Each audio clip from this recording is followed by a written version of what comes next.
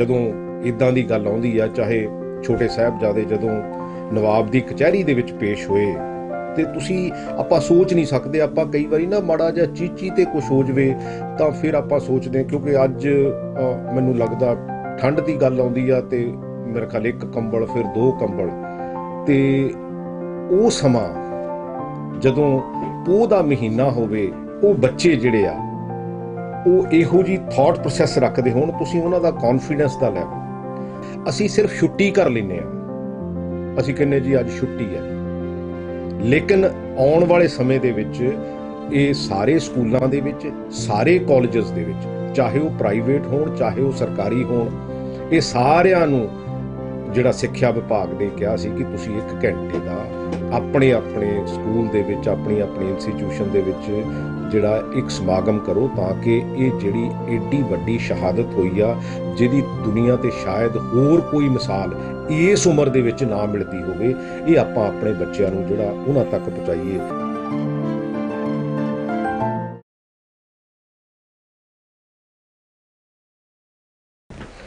ਪਿਆਰੇ ਬੱਚਿਓ, अध्यापक साहबान और अज इस मंच ते क्योंकि ज्ञानी हरप्रीत सिंह जी, जथेदार अकाल तख्त साहब, मौलाना मुहम्मद उस्मान लुधियानवी जी और साडे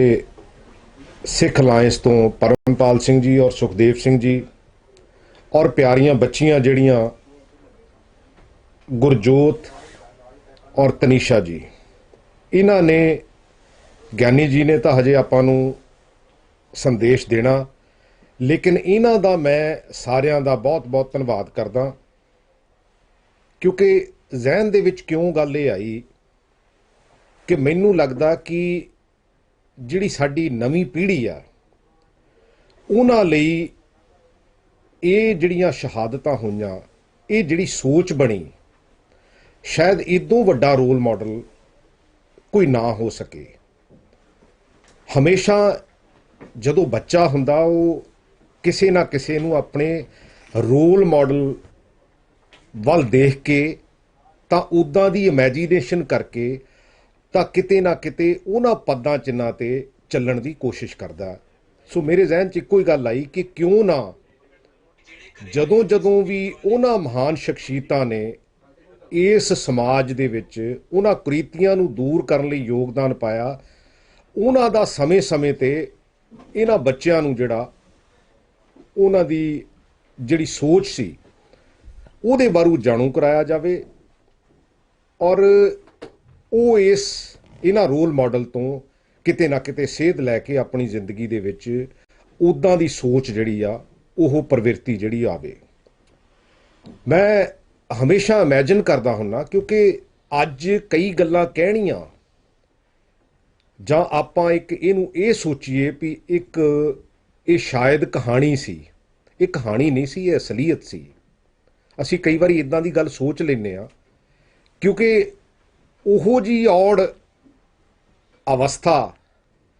ਔਰ ਉਹੋ ਜਿਹਾ ਸਮਾਂ ਇਮੈਜਿਨ ਕਰਕੇ ਦੇਖੀਏ ਵੀ ਜਦੋਂ,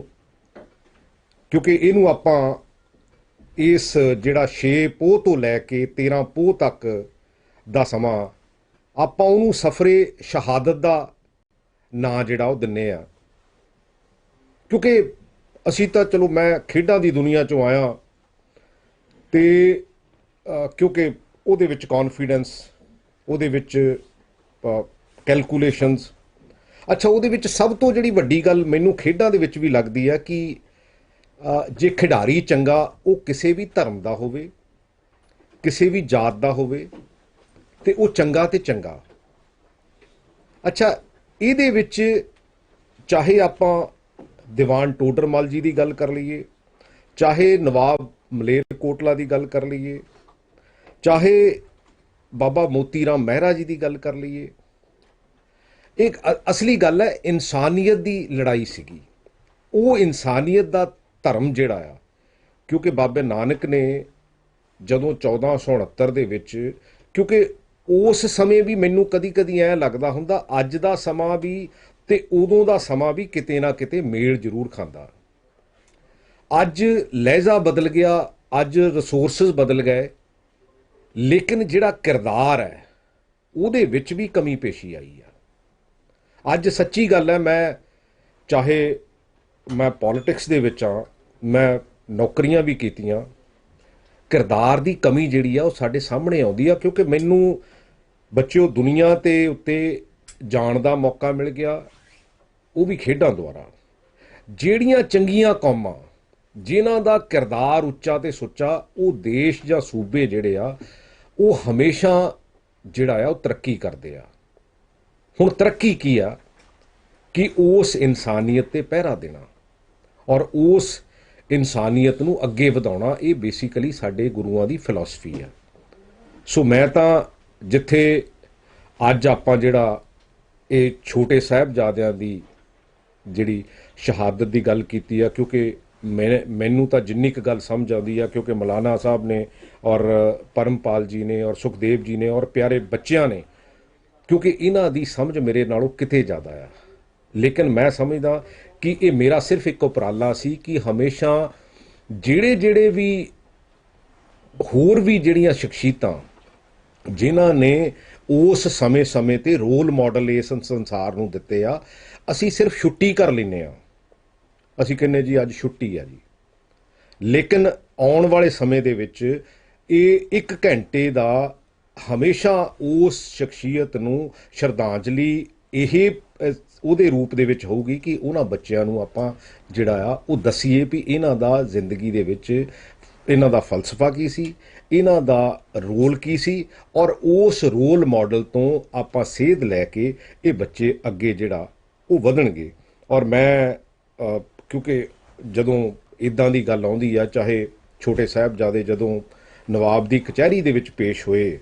ਤੇ ਤੁਸੀਂ ਆਪਾਂ ਸੋਚ ਨਹੀਂ ਸਕਦੇ। ਆਪਾਂ ਕਈ ਵਾਰੀ ਨਾ ਮਾੜਾ ਜਿਹਾ ਚੀਚੀ ਤੇ ਕੁਛ ਹੋ ਜਵੇ ਤਾਂ ਫਿਰ ਆਪਾਂ ਸੋਚਦੇ, ਕਿਉਂਕਿ ਅੱਜ ਮੈਨੂੰ ਲੱਗਦਾ ਠੰਡ ਦੀ ਗੱਲ ਆਉਂਦੀ ਆ ਤੇ ਮੇਰੇ ਖਿਆਲ 1 ਕੰਬਲ ਫਿਰ 2 ਕੰਬਲ, ਤੇ ਉਹ ਸਮਾਂ ਜਦੋਂ ਪੋਹ ਦਾ ਮਹੀਨਾ ਹੋਵੇ ਤੇ ਉਹ ਬੱਚੇ ਜਿਹੜੇ ਆ ਉਹ ਇਹੋ ਜਿਹੀ ਥਾਟ ਪ੍ਰੋਸੈਸ ਰੱਖਦੇ ਹੋਣ, ਤੁਸੀਂ ਉਹਨਾਂ ਦਾ ਕੌਨਫੀਡੈਂਸ ਦਾ ਲੈਵਲ,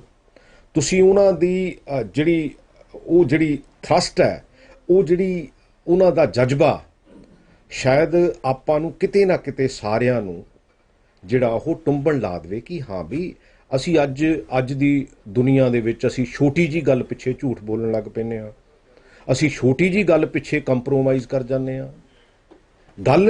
ਗੱਲ ਸਿਰਫ ਸਿੱਖ ਧਰਮ ਦੀ ਨਹੀਂ ਹੈ, ਗੱਲ ਉਸ ਫਿਲਾਸਫੀ ਦੀ ਆ, ਗੱਲ ਉਸ ਇਨਸਾਨੀਅਤ ਦੀ ਆ ਜਿਹਦੇ ਤੇ ਆਪਾਂ ਨੇ ਸਾਰਿਆਂ ਨੇ ਜਿਹੜਾ ਉਹ ਪਹਿਰਾ ਦੇਣਾ। ਤਾਂ ਹੀ ਸਾਡਾ ਸਮਾਜ ਅੱਗੇ ਵਧੂਗਾ, ਤਾਂ ਹੀ ਸਾਡਾ ਸੂਬਾ ਅੱਗੇ ਵਧੂਗਾ, ਤਾਂ ਹੀ ਸਾਡਾ ਅੱਗੇ ਦੇਸ਼ ਵਧੂਗਾ, ਤਾਂ ਹੀ ਸਾਡੀ ਇਨਸਾਨੀਅਤ ਜਿਹੜੀ ਆ ਉਹ ਅੱਗੇ ਵਧੂਗੀ। ਸੋ ਮੈਂ ਤਾਂ